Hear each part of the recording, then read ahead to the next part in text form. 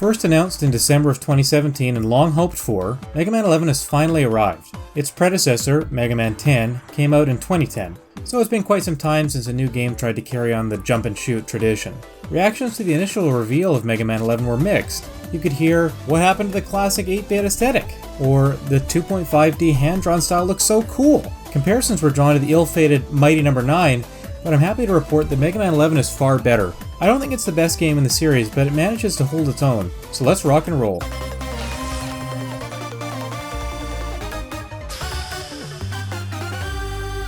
Mega Man 11 sees the greatest departure from its predecessors in its visuals. The game looks much better since we first saw it last year. Rough edges have been smoothed over, and the overall appearance is clean and crisp.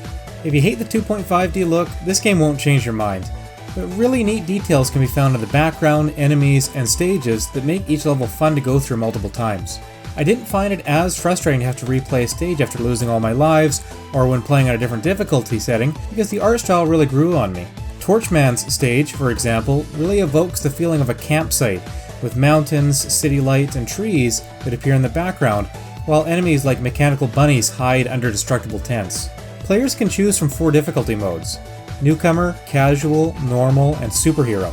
The easiest by far is Newcomer, where you have unlimited lives, frequent checkpoints, and your bird buddy Beat, who retrieves you when you fall into a pit. Spikes hurt but don't kill you in this mode.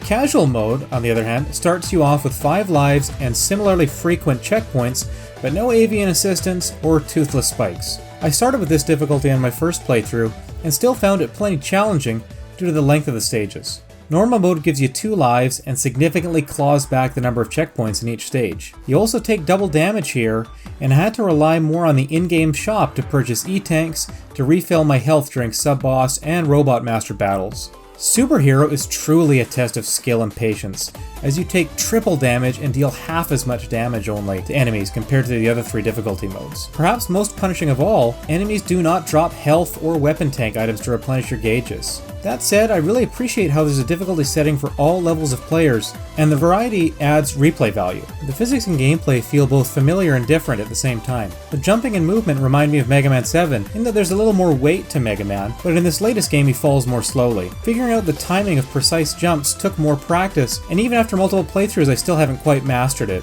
Shooting and charging up the Mega Buster feels great, and the Switch controls, whether Joy-Con or Pro Controller, are really responsive. As I noted in my preview of the PAX West demo, the damage impact on the Robot Masters is still a little too subdued, and it can be difficult to see when their invincibility has worn off after taking a hit. Regardless, the boss fights themselves are challenging and engaging, as each boss uses the speed gear or power gear to transform or strengthen his attacks. The double gear system is another major departure from previous games in the classic Mega Man series.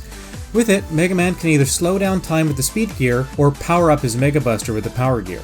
Every stage in the game features areas that lightly or strongly encourage you to use one of the gear abilities. I found myself regularly using the speed gear to slow down impending dangers like the Walls of Flame in Torchman's stage, or give me more time to avoid Fuse Man dashing across the screen during that boss fight. An odd and somewhat frustrating choice with the power gear is that when you activate it, any charge of the Mega Buster resets. Since I'm often holding down the charge button, I would regularly turn on the power gear and fire my Mega Buster only to realize I needed to charge it again. It's a small issue, but one that kept me from using that gear ability more often. Video game music is my preferred choice for long drives, gym workouts, and JRPG grinding sessions, and my playlists always include a large selection of remixes and original tracks from the Mega Man series. Ultimately, in my mind, the Mega Man 11 soundtrack isn't bad. There are a few standout themes, Fuse Man's namely, but none of the music in the game approaches the greatness of the Dr. Wily's Castle theme from Mega Man 2, Magnet Man's theme, or Splash Woman's theme. On the topic of sound, I also have to mention the character voices. A few cutscenes shed light on the story, and I think the voice work in these is pretty good. Call me a purist though, but I don't think the Robot Masters should be voiced. Their introduction and death speeches are cheesy, and they shout out their attacks as they use them. All of this noise makes them less menacing and less threatening. Give me the silent power poses of Quick Man and Heat Man any day. Launch Octopus was more intimidating with a downward thrust of his tentacle than any of the bosses in the Blue Bomber's latest adventure. Do yourself a favor and turn off the voices in the options menu after watching the opening cutscenes. Adding to the replayability of Mega Man 11 are challenges with online leaderboards and a list of in-game achievements called records. 9 types of challenges are available, ranging from the simple time attack, where you complete a stage as quickly as possible, to balloon rush, where you must hit all the blue balloons and avoid red ones while progressing through a stage.